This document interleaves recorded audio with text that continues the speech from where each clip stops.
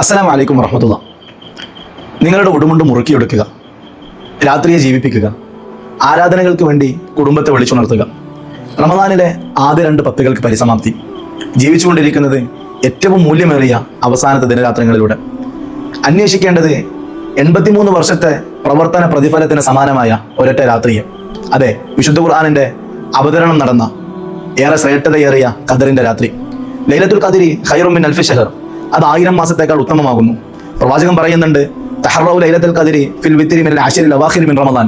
റമദാനിന്റെ അവസാനത്തെ 10 ഒറ്റയിട്ട രാവുകളിൽ നിങ്ങൾ ഖദറിന്റെ രാത്രിയെ അന്വേഷിക്കുക. പ്രഭാതോദയം വരെ സമാധാനമുള്ള ഒരു രാത്രിയിൽ ഭൂമിയിലെ മണൽത്തരികളെക്കാൾ കൂടുതൽ അള്ളാഹുവിന്റെ മലായികത്തുകൾ സന്നിഹിതരായിരിക്കും.